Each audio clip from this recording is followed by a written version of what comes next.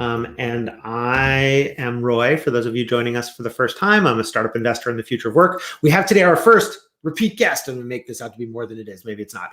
On day 154, who is a founder we've been fortunate to back, Bethany Blunt of Compass. And we are talking about pay. And so the question for today is, how should I negotiate my pay? It's a good question. Yeah, sure. A big one, but let's give people a starting guide to it. Sure. Okay. So I get asked this question a lot. Usually we work with companies, and so I answer this question from both sides. But today I'm going to talk about what it's like to be the person who's talking about negotiating pay, and give a little bit of background on some of the dynamics that might be happening that you don't see. Because really, it's about more than just a simple market number, for example. So you really get 3 chances when you're coming in, or you're working with a company, or at any time in your career with a job, to negotiate your pay. You get the time when you join the company is the first time you get to negotiate your pay. It's the time when you have the most influence. The second time that you're negotiating your pay is when you're changing positions or getting a promotion. And the third time, when you are by far the weakest, so don't lean on this too hard, is when you're leaving. When you're thinking about leaving and you're considering if you want a competing offer against another job. This ends up being kind of a trap if you think you're going to go off of that one. That doesn't ever turn as well as you hope it's going to. So the place where you really want to think about this the most, where you have the most impact, is when you're joining a company. How do you negotiate well when you're thinking about joining a company for the first time? The best thing that you can do is ask them questions and understand what questions they can ask you. So in a couple of markets, including California, companies are not allowed to ask you how much you make now. And if you tell them, they're not allowed to use that to structure an offer to you. What they can ask you is, they can ask you, what are your requirements? What do you need? That's actually a completely legit question. Sure. It's not trying to be sneaky. Everybody's just trying to figure out, what do you need, right? And can we meet you there? Be prepared to answer that question, because the thing that ends up happening is nobody wants to go first. Nobody wants to throw out a number first. Throw out a range. Don't do a number. Throw out a range. So, I'm looking at this on the high, I'm looking at something between this and this. Make that number informed by what you know about market numbers, things you can learn about looking at other job listings, things you know about where you've been before, other roles. You want to get that, but realize that market numbers are kind of, market numbers are sort of a roll-up story about what everyone else is doing, and they are not going to trying to decide what to wear based on the average weather over the course of a year. Exactly. That is so good. I'm totally stealing that, Roy. Even though you're the prophet of pay and the queen of comp and all that, you can have that one. Thank you. I appreciate that. I'm totally stealing that one from you. It's but the thing is, it's super true, right? Because just because a company, for various reasons, some companies pay higher on cash than other companies. It'll have to do with how much they're competing for the role, who they're competing against, what they can afford, how they're growing, all sorts of stuff.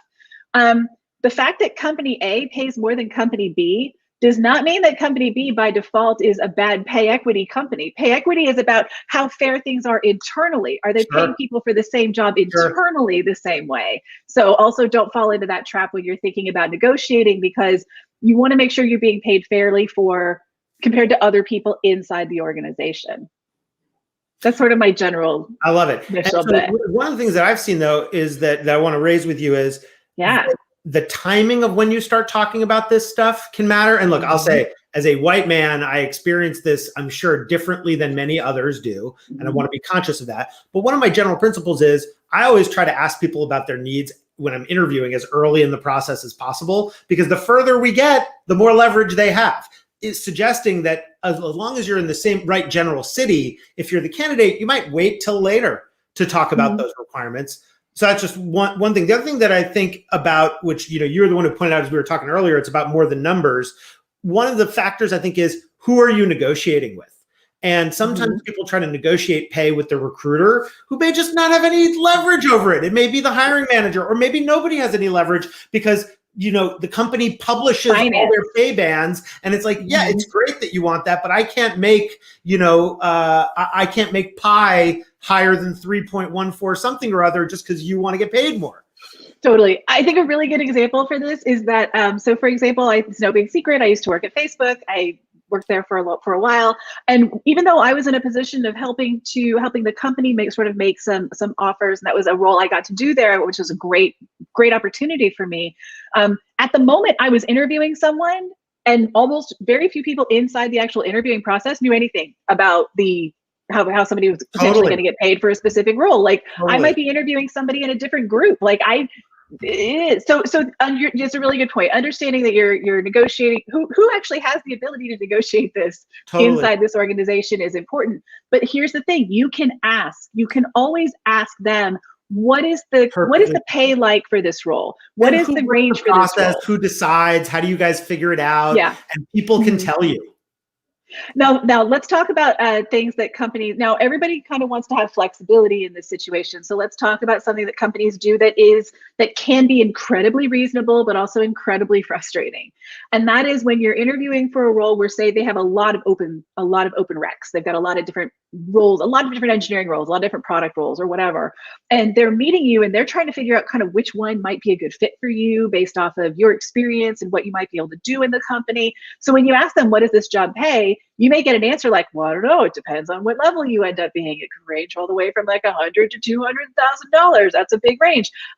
Yes, and being able to say, like, I have the expectation that from the role I've been in, that I'd be coming in at approximately this level of seniority. Can you tell me about that?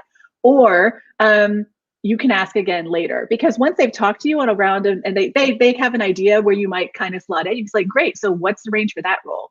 Yeah.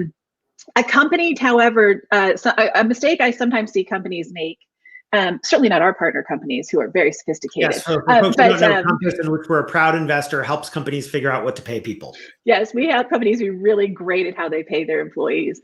But what we sometimes will see when we're talking with companies is that at this moment when the company is going to share the range, they might share the whole range, which could be very wide, right? If it's a relatively senior role. Really what they want to do is, if you're a company and you're thinking about how you want to target for this, you want to have a subset of the range you'll use for someone when you're hiring them in.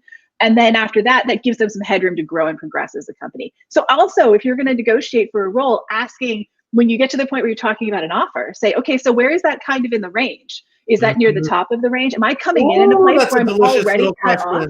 Oh, I like that. Because you'll know based on them not knowing how to answer what the answer is. They'll stammer over it and all that stuff. I like uncomfortable questions. All right. Yeah, you shouldn't come in at the bottom and you shouldn't come in at the very top. Give yourself some room, but you shouldn't come in at the very bottom either. I love it. Well, as we said, this is both not advice and your second time here. And we could do a whole series on this. So maybe we will continue. And Bethany, I would love to just keep doing these. It's fun.